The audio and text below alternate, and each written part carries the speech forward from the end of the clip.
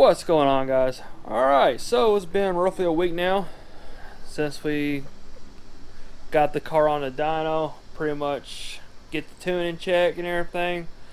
Kind of a little update video of what's coming up next and pretty much what happened on the dyno. It's kind of hard from the last video. If you haven't seen the last video yet, be sure to check that out. We made some great power, kind of exceeded my expectations. What the car was going to do. So we laid down some great numbers. I think our best pull was 769 and 763, 65 torque at the wheels. So car did really well. Quite pleased how she did and all. I was really thought we're gonna start blowing past the stock converter in it.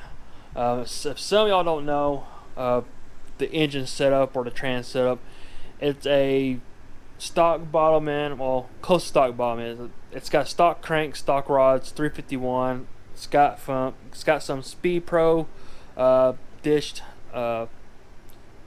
forged pistons in it. I mean, it's nothing special. It's basically a stock bottom end 351. Just with pistons in it.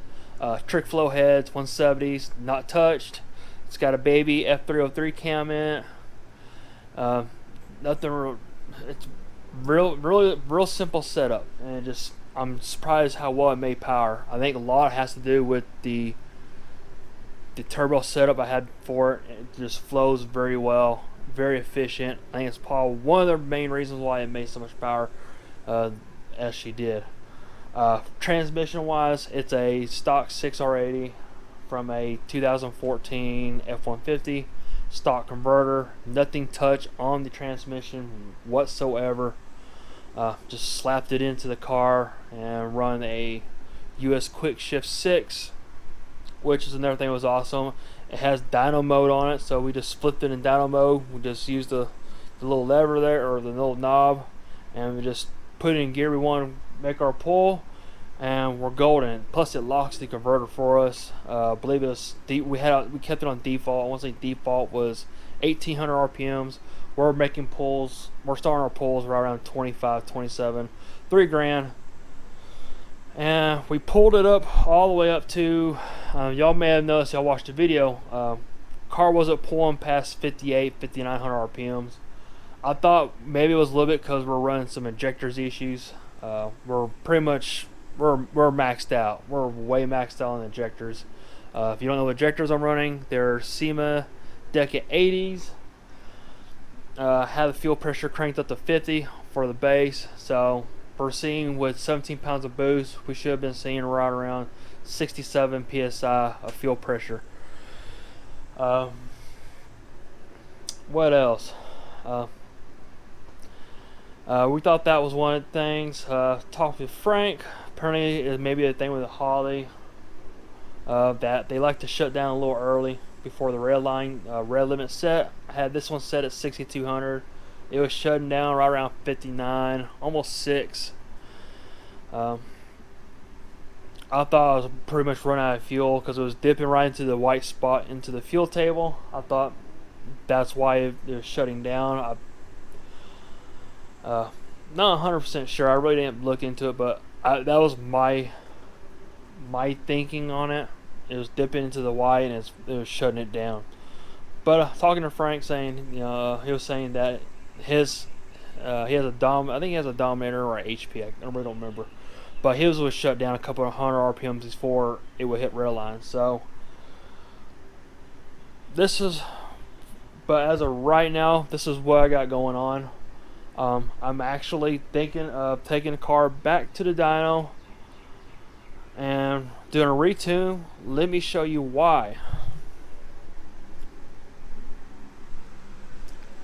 As you can see, the injector rails are pulled, and I have the old injectors out. The old 80-pound Decas already out, pulled, or pulled and sold already. I sold them to a local guy. He was actually there with us when I was tuning the car, Doug from Foxwerks. Brian was there as well. He did a lot of the video for me. I greatly appreciate him doing that. Be sure to check out his channel, B&T Garage. So, got new injectors coming. I was kind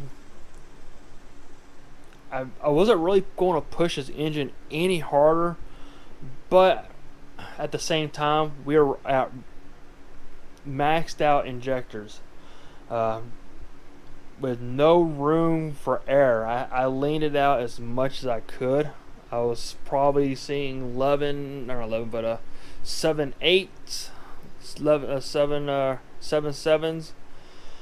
This is on EA5 scale, as we're on EA5 here. But I didn't want to lean out any more than that, because I like to have a little cushion for error, just in case, you know, something happens, the tune kind of goes a little funky. You never know. But I could not lean out anymore, and I mean, I don't see it right to stress these injectors all the time. So I have them pulled. I got new injectors coming, and I was debating on several injectors. First was FICs, I think 12 or 1300 cc injectors. Frank was telling me about the Bosch 1300s. And another one I was looking at was Bosch 210s. But the injector I went with is the Bosch 1300s. You're probably asking, why didn't I go with the Bosch 210s? Well, mainly because, I mean, they are a little bit higher, which wasn't really the factor. I'm never going to use 210s in this car. I'm never going to max them out. And this is, I mean, it'd be straight up overkill and everything. But Frank is running the 1300 pound cc injectors, and he's had great success with them. They had great flow rates. He showed me his whole card and everything to the injectors. I mean, it's pretty much what sold me. I know I was going to get a quality injector. Plus, it's from a local company here in Texas. Well, not really local to me, but it's a company here in Texas. I would like to support somebody here in Texas. And that's what I did. I went with the Bosch 1300cc injectors. It'd be plenty of what I'm going to plan to do with this car. I do not plan on pushing this engine any harder. I may turn it up maybe another pound or two. Just, say I have 800 horse motor. I may not actually run it that hard, but, I'll have a dyno sheet that says 800 horsepower. But anyways, I really don't want to push this engine any harder as it is. Like I said, it's a stock bottom end. We got a stock 6R80 in it. Don't want to break it as right just yet. Let's have a little fun with it. Let's see what we do at the track, and go from there. I mean, if we got a new motor ready, which probably might be in the future, we might have a built 351 in the future and a built 6R80. But we don't want to kill this one as of yet. We want to make it live at least for a little while. I think the 750, 760-ish is to be plenty safe as long as the fueling's there, nice and good. We're not leaning it out too much. The thing with E85, you can run a little bit leaner than you can on pump gas engine or pump gas. So yeah, that's the whole plans. They're already ordered. They're already on their way, and hopefully I have them here beginning of the week, so we can pop in. It's gonna come with the new. It's gonna come with a data sheet for everything I can type in for the Holly, and we'll get them set up correctly. And I'm gonna try to get with Daryl at Y2 where we got the car downloaded, and see if we can get the car back on the dyno and get it dialed in. I mean, it's gonna be flat out hot. It's gonna be probably gonna be till August. We'll get this set up, but I really like how we got on the car on the dyno. I was able to dial it in myself. Have someone else just do the pull for me. Worked out flawless. We got the car dialed in really well. I mean, I had already dialed in pretty close with street driving, but being on a dyno, we were able to dial it in real close. I was taking out very little fuel at top. It's like 2-3%, which ain't nothing.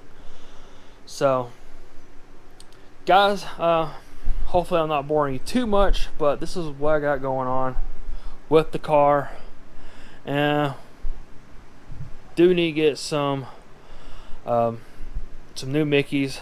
Do plan on getting that here soon before we go to the track, because these tires are flat out wore out, and hopefully there'll be enough tread on we can get our tuning session in. But guys, I'm gonna wrap up this video here. This is what I got going on with the car, what happened on the dyno. Feel free to leave a comment down below, like, don't forget to subscribe. We're gonna start making some passes in this car. Goal is we'll get into the 9s. We'll see. It's got the power to do it. We just gotta get the power to the ground. That's the hard part.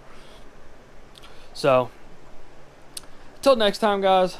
Hopefully, like I said, hope you enjoy it. Be for sure to subscribe, like, comment. I'll do my best to answer your question. But until next time, I will see y'all later.